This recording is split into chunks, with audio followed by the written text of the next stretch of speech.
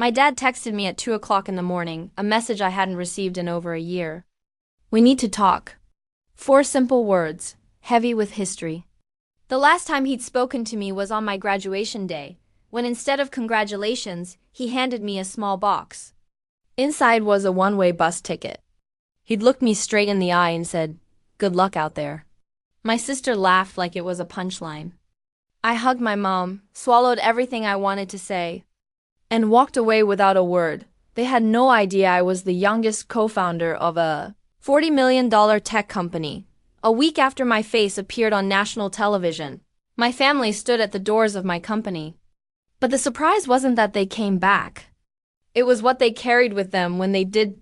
My name is Lena Hart, and for most of my life, I learned how to fold myself smaller inside my own family. Not because I wanted to disappear, but because shrinking was often the safest way to survive. If you grew up with a father like Robert Hart, you'd understand. He loved control the way some people love coffee daily, unquestioned, essential. It fueled him. He told me computers were a distraction, not a future. That cybersecurity was nonsense. That I should aim for something real, something sensible like my younger sister, Maya, who somehow became flawless simply by breathing. She's 2 years younger, radiant and charming, the kind of daughter my dad loved to parade around at barbecues. And for a long time, I didn't resent her for fitting so perfectly into a world that always left me standing just outside it. My mother, Elise, tried to smooth the edges. She was gentle and quiet, the kind of woman who apologized even when she hadn't done anything wrong. She loved me softly, privately, like affection was something meant to be hidden. But she had lived within my father's rules for so long that asking her to defend me felt impossible. As if I were asking the wind to stay still. Our house in Seattle looked picture perfect. Fresh paint, trimmed hedges, wide windows catching the morning light. Inside it was colder. Conversations were careful, shaped around my father's moods. Achievements were always compared mine against Maya's effortless shine. My dreams were dismissed as temporary, something I'd grow out of eventually. So I worked. Late nights. Long hours. Every lab shift. Every part-time job I could find. Anything that moved me forward without requiring permission. That's how I met Ethan Cole, my closest friend, my eventual co-founder, the first person who treated my thoughts like they mattered. He was my age, sharp in a way that unsettled people. The first one to say, "Lena, you know you're building something real, right?" He saw me clearly long before my family ever tried. I never told them about the startup Ethan and I were quietly growing in Denver. Not the sleepless nights. Not the early wins. Not the investors. Not the moment someone valued our work at $40 million. They didn't know because I didn't share, and because they never asked. As graduation approached, hope crept in anyway. Maybe this time they'd show up early. Maybe they'd look at me and finally see someone worth celebrating. Maybe, just once. I wouldn't feel like a visitor in my own family. But people like my father don't change in a single season. Graduation morning looked like a postcard sunlight, spilling across the quad. Purple gowns rippling in the breeze, families holding bouquets too big to carry easily. I clutched my cap until my knuckles whitened. Around me, pride buzzed in the air. I searched the crowd, telling myself they were just running late. They weren't. They arrived 15 minutes after the ceremony should have started. My dad walked ahead, shoulders stiff, irritation written across his face. My mom followed, offering a tired, apologetic smile. Maya clicked along in heels like she was stepping into a photo shoot, pulling off her sunglasses and smiling at me in a way that wasn't quite kind. No flowers. No card, not even a quiet "we're proud of you." Dad glanced at me and said, "Stand straighter for the photos." No greeting. No warmth. Just control. And somehow, I still wanted it to mean something. After the ceremony, I watched students collapse into their parents' arms, tears soaking into gowns and bouquets. Pride wasn't subtle. It was loud, visible, earned. Then my dad called, "Lena, over here." He handed me a small box, light, wrapped in plain brown paper. Open it. Inside was a one-way bus ticket. Seattle to Denver? Leaving that night. What is this? My voice barely made it out. "It's time you stand on your own," he said. You're 27. This house isn't a hotel. Maya laughed, sharp and pleased. Bold, she said. I didn't argue. I never did. I hugged my mom, really hugged her long enough for both of us to understand it wasn't just goodbye. Then I walked away through a crowd of celebrating families. They thought they were sending me away. They didn't know they were sending me toward everything. The bus pulled out of Seattle as the sky softened into gold. I sat by the window, gown folded in my lap, ticket buried deep in my bag. The tightness in my chest wasn't fear. It was freedom. Somewhere on the road, my phone buzzed. Ethan. Where are you? Please tell me you didn't stay with them. I stared at the screen, then typed back the truth. On a bus headed to Denver. Long story. I'll explain tonight. 3 dots appeared instantly. A bus? Lena, what happened? I swallowed, the words not quite ready to be spoken. I'm okay, I finally sent. Just give me a few hours. When the bus lights dimmed and the cabin grew quiet, a strange truth settled in my bones. I wasn't heading Ginto uncertainty. I was heading home. Denver had been my secret life for 3 years.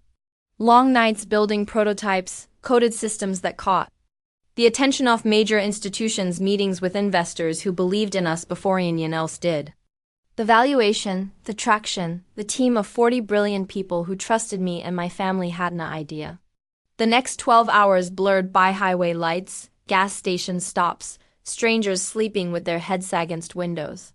But the moment the bus rolled into Denver, fatigue cracked open into something else: anticipation. Ethan was waiting for me in the station parking lot, hands shoved into his shitty pockets, curls messy like he'd run his hands through them too many times. When he saw me with just one backpack, his face tightened. This isle you brought? He asked. I forced a law. It's enough. His jaw set with quiet anger on my behalf, not at me, but didn't push. Come on, he said gently. Let's go home. The drive through downtown felt unreal. Neon reflections lit across the windshield. Denver buzzed with late-night energy, alive in a way Seattle never felt to me. But nothing hit harder than the sight of Theodore. The building I had helped design. Blue-black glass rising into the night floors, glowing like constellations. Our tower. When we stepped into the elevator, Ethan gave me a sideways glance. There's something we need to do before you crash. What? The elevator doors opened on the 15th floor. Lights exploded, confetti cannons popped. Cheers erupted. Someone yelled, "Shishir!" 40 people rushed toward me with a graduation crown. Sunflowers, a cake shaped like a computer chip. Warmth flooded my chest so fast it hurt. First time in my life, celebration did feel foreign. It felt deserved. Ethan leaned close and whispered, "Thought it was time someone gave youth graduation you earned." I swallowed hard. Thank you. I no one has ever done this for me. Get used to it, he said. But later that night, after everyone left and the music faded, I found myself staring at the Denver skyline from the balcony of my apartment. The wind brushed my hair. The city glowed bellow on. My phone lit up again. My dad, a new message, short, cold. Where are you staying? We need to talk. The man who handed me a one-way bus ticket was now asking questions like he had a claim on. I didn't answer. Not yet. But the shift inside me, the line I was drawing, was already starting to deepen. 2 days after the team surprised me, Denver felt different, sharper, louder, humming with a kind of pressure I couldn't shake. A reveal event was approaching fast. Sentinel. The system Ethan and I had been quietly building for years, was finally going public. Government agencies were already circling. Journalists were sending request after request. Investors wanted meetings. It felt like standing on the edge of a wave about to break. But the real storm was coming from Seattle. My dad had messaged yet again, then Maya, then numbers I didn't recognize. I ignored all of them. But when my mom called her name glowing softly across my phone screen, I froze. Ignoring my dad was easy. Ignoring Maya was easier. But my mom, her silence had been a wound all my life, but her voice had always been the one soft place in that house.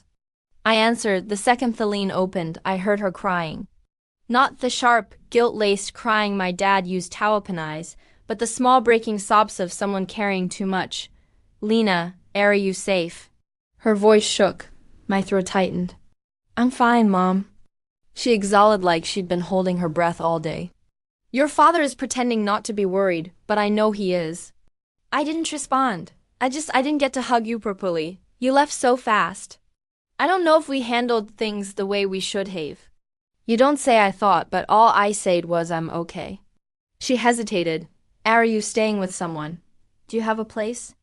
Do you need money I can? I have some saved. My chest cracked. She was offering what little she had not because believed I needed it, but because of caring for me in secret was the online rebellion her marriage allowed. I'm working, Mom, I said gently. On what? I stared at my office chair. Theodore, the glass walls, the plans for our national security rollout taped across the board. Something important, I said, avoiding the truth she wouldn't know how to hold. Silence stretched. I could almost feel her wanting to ask everything, where I was, what I built, why I'd hidden so much. But she didn't ask. She never did. Years of living under my father had taught her to let questions die before they made noise. Finally, she whispered, I'm just glad you're safe. I swallowed the acarizing in my chest. Call me soon, I will. I hung up, pressed the phone to my forehead, and let myself breathe, loving her hurt. Leaving her hurt, but staying would have destroyed me. And then came the reveal. Denver Convention Hall buzzed like a beehive. Cameras flashed, screens looped promo visuals 04 system. Security analysts, government representatives, and journalists filled the seats. The anticipation felt thick enough to touch. Ethan went up first. His voice was steady as he laid the groundwork. The stakes, the vulnerabilities, the innovation. And now, he said, pausing as lights dimmed the architect behind Sentinel. The LED screen behind him went black, then burst alive in white. Letters formed one by one. Lena Hart, co-founder and lead architect. The spotlight snapped onto me. For a split second, the world held its breath, then of everything exploded. Cameras, applause, whispers, recognition. I stepped onto the stage. Hart's steady voice, stronger than I expected. Good morning. My name is Lena Hart. I spoke about infrastructure, protection, responsibility. How innovation meant nothing without integrity behind it. When I finished, the applause wasn't just loud, it was reverent. The moment I stepped off stage, my phone began vibrating nonstop. I almost ignored Eth a bit, but something in me cracked. After everything, I wanted to see exactly what Seattle looked like when the facade finally fell. Dad's first message. Come home immediately. We need to talk. We are still your family. Then my Lena, please answer. I didn't know you were doing anything that big. I'm proud of you. I swear, proud. From the girl who laughed when Dad handed me a one-way ticket. But before I could process any of it, Ethan appeared in theater way. Eyes tense. Lena, you need to come downstairs. My stomach dropped. Why? He hesitated. Your family is here. I felt the world tilt here in the tower. We tried to stop them. They pushed past security. The elevator ride down felt endless. When the doors opened, his sight punched the breath out of me. My dad stood in the center of the lobby, arms crossed like he owned the place. Maya hovered behind him, masqueraded. My mom stood slightly back, clutching her purse, eyes red from crying. Employees whispered. Security watched from a distance. The polished marble floor made every emotion sharper. My dad's voice cut the air first. Lena, we need to talk as a family. I didn't move. I don't think we do. His jaw tightened. We raised you. You owe us the courtesy of a conversation. There it was. Ownership disguised as love. I stepped closer, my voice steady. I don't tell you anything except the truth. And the truth is simple. I'm done being controlled. Maya burst out, voice shaking. I'm sorry, Lena. I was jealous. Dad always expected me to shine when you dimmed. I went along with it. I know either you. I was awful. I stared at her. The words hit harder than I expected, not because they healed anything, but because they finally named what I'd always known, she whispered. I don't expect forgiveness. I nodded slowly. Ido forgive you, but that doesn't mean I'm coming back. Dad's face flushed. This is ridiculous. You are part of this family whether you like it or not. My mom stepped forward, voice barely a whisper, but stronger than I'd ever heard it. Frank, let her go. We haven't been a safe place for her in a long time. Dad stared at her like she'd betrayed him, but she hadn't. She'd finally told the truth. He shook his head, turned on his heel, and walked out. Maya followed. Mom touched my hand just once, then left with them. Their glass doors shut behind them. Ethan stepped beside me. Are you okay? I stared at my reflection in the glass. Older, steadier, finally free. Yes, I said for the first time. Yes. The lobby emptied slowly, leaving on live quiet hum of the vents and the fantacho of their departure. I spent the next weeks rebuilding myself in ways my family would never understand. I moved into a penthouse overlooking Denver skyline. Sunlight pouring across the floors each morning, like a soft reminder that I had survived something geevy. I started therapy not because I was broken, but because I was finally safe enough to unpack the years that had broken me. Our company grew faster than any forecast. Government contracts, national attention, stability I built with my own hands. One crisp morning, a letter arrived from Seattle, my mom's handwriting. Just one line inside. I'm proud of the woman you chose to become. For once, it didn't hurt.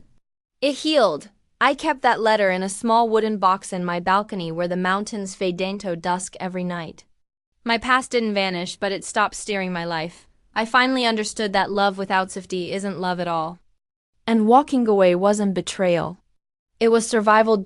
If any part of my story mirrors yours, share it below. And if you want more stories like this, subscribe so you didn't miss the next.